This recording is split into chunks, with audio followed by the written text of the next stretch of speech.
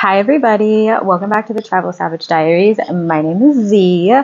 Today, I wanted to just share a message about an experience I had.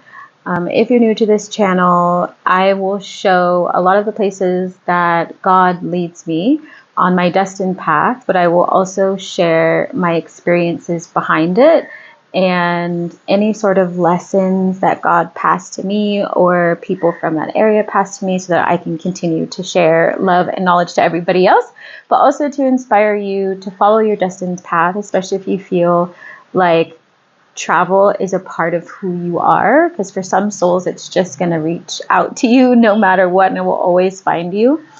And in the beginning of my journey, it was a little scary in the beginning to let everything go, let go of my home, let go of a lot of my belongings, and just follow wherever God led me. But right now I am in Kathmandu, Nepal, and Spirit had guided me to book a very specific tour.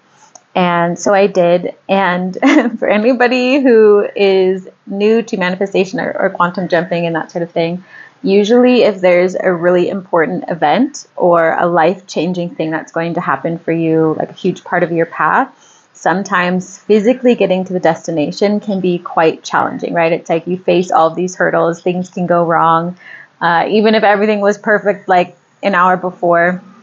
So I booked this tour. And it was like I couldn't get phone signal. Like when I was waiting for my motorbike to arrive, things kept canceling. Like my phone kept glitching, and I was like, "Oh, here we go." And eventually, I get on the bike, and the tour had said, like, if you're late, then they're gonna keep moving on. And I was like, "Oh my gosh, I'm literally gonna make it on the nose to downtown, basically their version of downtown." And I get on the bike, and then the motorist just kept going down different blocks, even though it was clearly not the correct path. And so I just was praying. I was like, please still be there. And I was able to message the host, and they're like, it's okay, everything's going to be fine. And I get there, and it turns out that I'm the only person there, which was really rare. And so I ended up getting a private tour of a lot of sacred places in Kathmandu. And one of them, which I want to talk about today, and I'll also be making some videos about the tour that I went through, it was Pashupinath.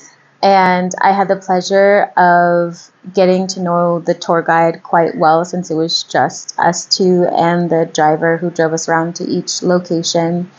But what stuck with me the most, like if you don't know much about Nepal, it has a large population of people who practice Hinduism and a large population of people who are Buddhist, and they peacefully cohabitate. And there's also other religions in here as well, but those are the two main ones. And Pashupinath is like a very religious site for Hinduism, and they also do live cremations, like out in the open. And so I went to go with this tour guide to this place, but it was very magical. It's also where they have a bunch of monkeys and things like that roaming around. And she was explaining the history of the land. But when we went over to the cremation place, and for anybody who doesn't know me also, I am a medium. And so, life and death are very natural. I work in both realms, and it's always been something that has followed me around for a long time. And, some people would be quite sensitive to that place, to that energy, because it's very, very strong energy. And there were lots of people there. But when I arrived, which was so divinely timed by God, there are these large tables, which I will put a picture on the screen. I'm not going to show everything, but I was lucky enough to see each stage. And even the tour guide was like, this has never happened before. Like, it was like, I could literally see in the very beginning, because they're like these large brick platforms are made of stone. That's where they place the wood and things like that. And then they put your family member there. And then there's like rituals that happen and things like that. My camera is shifting for no good reason to my guitar. Okay, that's weird. Um, so the first one, it was like fully clean. The second one, they had just cleaned the ashes, and basically what they do is they take river from the Bagmati River that runs in Nepal, which is very, very sacred to them, and it connects to the Ganga in India. And so they take water, they cleanse it, and they also do their final offering of like rice and milk and curd, basically. And they put it out there as like the final goodbye once every piece of the person has been returned back to the universe, to nature, to fire, back to their original state. And what was before that was a stage where there was still embers. The bodies weren't there anymore, but they were still like going through the logs, making sure every piece had been burned. And then the one next to that, they had just placed the logs with someone who had passed on top of it. So there was a live body there that they had dressed in orange and had orange flowers. And the family was there saying goodbye. And basically what they do is whoever the eldest son begins the ritual by going around the body 3 times, and then they begin the fire. And it's either like near their head or in their mouth as a cleansing, or someplace else. And then, other people continue to leave their offerings, and the person who's running the cremation basically covers it, covers them with straw, because everything gets burnt away, and out of respect, you want to cover the body. But it was a very powerful experience. And then the one after that, like the body was just like beginning to turn to ash. And so I literally was lucky enough to see every single stage of how they did everything. And what was amazing about that experience, aside from being lucky enough to see that, and the tour guide was like, I haven't even seen this, and she's like, I'm beginning to understand how your spirituality works. Like, you're quite led, aren't you? And I was like, yeah. What was really amazing is she was explaining why it's so important in their religion to have an open cremation, because when it's open to nature, the body can return back to its natural state, right? Because you have the water, you have earth as well from, the wood, and you have the fire element, ether, with like the prayers and the rituals. And then you also have like wind. As the ashes go up, it goes back to where it's supposed to go. And so you have full elemental connection, and that's why they do it. And then the body goes back, like the ashes go into the water, and it gets carried away back to its like motherland, basically. And what was really interesting is it started to make me think about how, sometimes in the States, cremation is very closed, it's very secret, it's very hidden away sometimes, and then you keep the ashes.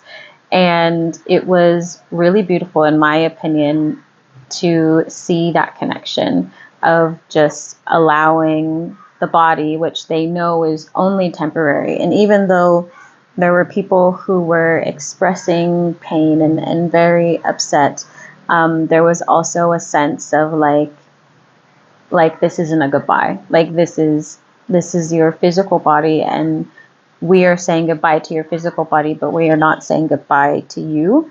And then on the other side of, the cremation platforms, the family all sits and watches and basically stays there. And I think she said it takes about 3 to 6 hours for the entire process. So they stay there the whole time.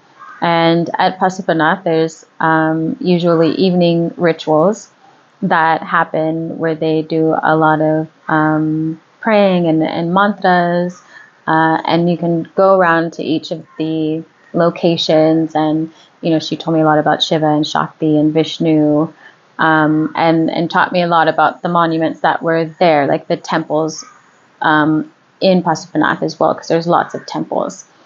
And she also showed me, like, off to the side, on the other side of Pashupinath, like, the ritual of cremation begins where the body is bathed on, like, this slanted, I don't know what it's called, but it's like slanted stone, basically, and they put the body there and they rinse them and they cleanse them to begin the cremation, and then they bring them over to the other side. And we weren't able, obviously, to go into the temple because there's temple for priests, and then there's one that only people who are Hindu can go into, but you can kind of be on the outside. But it was really amazing to see, and a reminder of, one, like how fragile life can be, but the other thing she had mentioned was like how it's an honor. And I was sharing this on the Fairy Medicine Woman YouTube with the Tarot Live of like how it's an honor to be incarnated as a human, because only a human gets to take the path of like discovery and a path of nirvana. None of the other like incarnations can do that, like plants or birds or dogs, like they're not able to do that. Only the human form can do that, and so they find it quite sacred to be able to live this life. And even by the way she was explaining it, it was very like beautiful to see how connected a lot of people are here and how devoted they are to love, to life, to rebirth. And it was a really amazing experience. And if you're ever interested in going to Kathmandu, I highly recommend you do it. And I had gone to a few places by myself just to feel into the energy, but God was like, for this one, I want you to go with this person. And so there's like benefits of both. I again had the luxury of taking the tour and it being a private tour, so I've had a lot of experiences where I go to book something, I think it's a group, and I end up by myself, which is awesome. So do what is best for you, but I always say, like, it's better to learn from the people than you just go and miss out on things, or at least like go once by yourself and then go and understand a lot of the history behind it, the significance, and watching the arati at the end, the evening rituals, was also really cool, and blessing your own self with fire. And it's a very life-changing event. So I'm going to be sharing some of the video as well. I will be posting it, and I hope that you enjoy it. If you are sensitive to those things, don't watch it. Don't watch it, because I am going to show the parts that I saw. I don't know if I'll get banned for it. I don't think I will. I'm going to have to think about that. So maybe I won't show the whole thing, but it was a really beautiful process. And, I also wasn't planning on taking video or taking photo, and she was the one recommending it. As like, it's something to remember and to educate yourself. And she knew I was a spiritual teacher, and she was like, it's okay, like, you can do this. And I was like, are you sure? So she was like, you can take whatever photos you want, and then, there's something strange where there's no photos allowed. She's like, I will tell you. So I was able to get some photos and some videos from the view that we were at. And then at the end, when I was leaving and I was walking on the other side of the river, I was able to walk down the path and get a nighttime view as well. Hopefully it's clear. Nighttime, there were a lot of lights. It was a very beautiful experience. And it was such a gift to be able to follow that message from God, from the universe, to guide me there. Because not only did I learn about myself, I learned about just the history of Hinduism and people who live it. you know, in a place that is heavily rooted in Hinduism, right? Like we can practice in the Western world, but it's not always the same unless you're surrounded by it. And the energy was like very, very strong. But yeah, that is it, my friends. I'm sending you so much love, and if this was interesting to you, comment down below and let me know if you have any questions or you want to share any feedback. I'm happy to answer them anytime, and I'll be doing my best to like put the location of places that I go, people I talk to, so that if you travel to Kathmandu, you'll know who to reach out to. And I'll give you some tips. But that's it. I will talk to you later.